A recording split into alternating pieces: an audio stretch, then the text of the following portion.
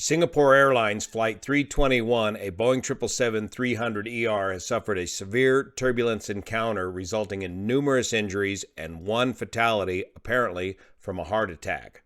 Let's check it out. Starting with Simon Radecki's Aviation Herald, a Singapore Airlines Boeing 777-300ER performing flight is Singapore 321 from London Heathrow to Singapore with 211 passengers and 18 crew on board was en route at flight level 370 about 210 nautical miles west-northwest of Bangkok, Thailand, when the aircraft suffered severe turbulence causing injuries to a number of passengers. The crew descended the aircraft to flight level 310 and decided to divert to Bangkok, where the aircraft landed on runway 19 right about 30 minutes later. One passenger was pronounced dead upon arrival. 30 passengers and 7 crew were taken to hospitals. Authorities in Bangkok reported a British citizen aged 73 on board died as a result of a heart attack.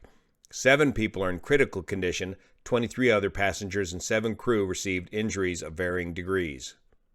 According to ADS-B data, the speed over the ground of the aircraft dropped rapidly by about 20 knots prior to starting the controlled descent from 370 to 310. The data also revealed the aircraft had experienced an altitude deviation of minus 100 feet to plus 300 feet, about 350 nautical miles west-northwest of Bangkok, while en route at 370 over Myanmar about 15 minutes earlier. A couple of photographs here on the Aviation Herald show the condition of the aircraft after the aircraft landed, with numerous ceiling panels torn completely free from the ceiling. And that's usually caused by people or objects hitting these panels, breaking them, and then dislodging from the ceiling. Numerous injuries, and just a mess in the galley as well. Here's a shot of the radar at about the time of the incident, and this turbulence occurred right about here. If we go to FlightAware and look at the data for Singapore Airlines Flight 321, it looks like the encounter of the turbulence was right about in here, right off of Myanmar. The radar picture that we're looking here, I do not believe is an accurate representation of the radar at the time of the incident. But if we look close at this track log data, this little spike in the data right here is probably the turbulence encounter right there. If we go to Flight Radar 24 and take a closer look at the data, ground speed, autopilot on, ground speed steady at about 500 knots, 370 on the altitude, and then there's this little blip in the data right here that bumps the altitude up to 37,275 feet and then back down to 370, and then the ground speed begins to slow down, and then the crew begins a very controlled descent down to flight level 310 and continues the descent on into Bangkok. If we look at the Zoom Earth satellite view at the time of the encounter, and the route of flight brought them right across this peninsula here at Myanmar, and it looks like they were working in between 2 large thunder cells, and then behind these 2 thunder cells was yet another cell with a sharp hook to it located right here that could have very well been the cause of the turbulence encounter. Let's roll this weather back a few hours. We can see the cells begin to form.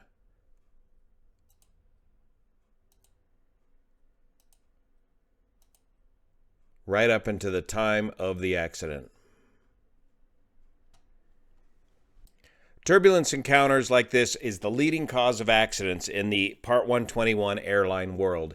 Here the NTSB reports that turbulence-related accidents are the most common type of accident involved in air carriers operating under Part 121. They found that turbulence-related accidents accounted for more than 1/3 of all FAR Part 121 accidents, of all airline accidents. Most of these accidents resulted in 1 or more serious injuries, but no aircraft damage. In the NTSB report, they went back and looked at data from 2009 to 2018 and found that under FAR Part 121 airline operations, turbulence-related accidents amounted to 37.6% of the total accidents. And if you look at the data for total number of accidents in Part 121 from 1989 to 2018, in the light blue, the total number of accidents, the general trend is down. But for turbulence-related accidents, there's no trend. It's been consistent through this whole time period. What type of turbulence that produces injuries are most common? That's convective turbulence, 57.7% of the time. That's thunderstorms. Clear air turbulence, 28.8% of the time. Then mountain wave, wake turbulence, and unknown or not reported, only 3%. When does a turbulence encounter become an accident?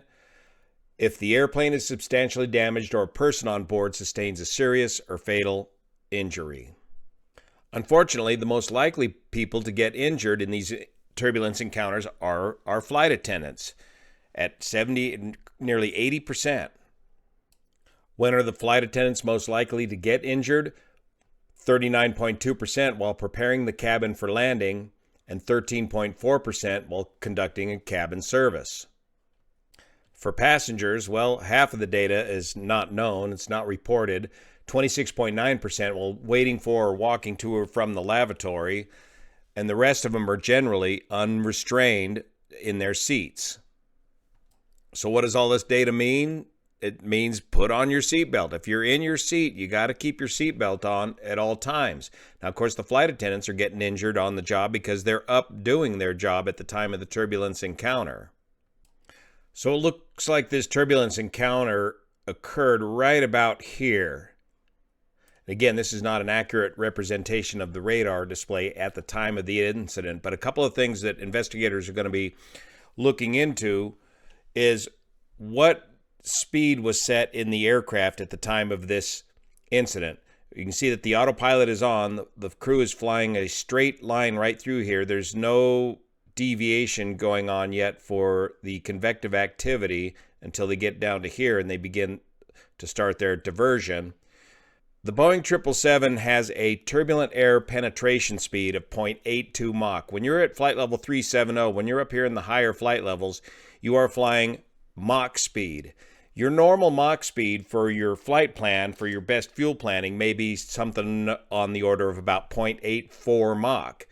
But if you are about to enter an area of convective activity and may suspect some turbulence, you need to get that aircraft slowed down proactively to 0.82 Mach, the turbulent air penetration speed for the aircraft. When you come up to an area of convective activity, your primary tool for navigating this is going to be your onboard radar, as shown here on the Orbitz Hub website. After reviewing the returns on the radar, you need to get some relief and coordinate with ATC for some ability to deviate around these thunderstorms. So you need to get a clearance that allows you to move left or right of course so many miles, however many miles you need to get around these thunderstorms, rather than just staying locked onto the course, the preset course of the FMS. You also need to understand the limitations of the onboard weather radar. This device does a great job of showing you the intensity of the weather directly in front of you, and you've got a lot of tools that you can manipulate the weather radar to help you get a better three-dimensional picture of the weather ahead of you. But what the weather radar cannot do very well is point out weather behind the weather that's directly in front of you. If you're negotiating a series of thunder cells and you want to shoot right in between them, the radar reflectivity is bouncing off of the weather in front of you, and it's not able to give you a clear picture of the weather behind the big storms that are taking up most of the radar reflectivity. And if we go back here and look at the time of the accident, I think investigators will be looking at this closely. If there's two large thunder cells here and they're planning on just blasting straight in between them, on the existing course would have put them in between them okay. What about this weather behind these two cells? Did this weather with this notorious hook type pattern to it right here, was that clearly presented to the crew on their weather radar? Because this is one of the limitations of the weather radar, is it may not see this weather behind the weather that they're approaching. And this hook type pattern can be notoriously bad for convective turbulence. The Daily Mail has a number of pictures here showing the mayhem on board the aircraft and the mess left behind, which leads me to believe that this encounter also happened during a food service. When coming up on convective activity, that is not the time to conduct a food service. It's a time to have the flight attendants take their seats and remain seated until which time that you get past the convective activity and it's safe to begin food service. Turbulence encounters is the leading cause of accident and injuries in airline flying. Please heed the briefings and listen to the flight attendants and keep your seatbelts securely fastened about you anytime you are sitting in your seat. Thank you so much for your support of this channel, especially the folks over on Patreon that make this content possible. See you here.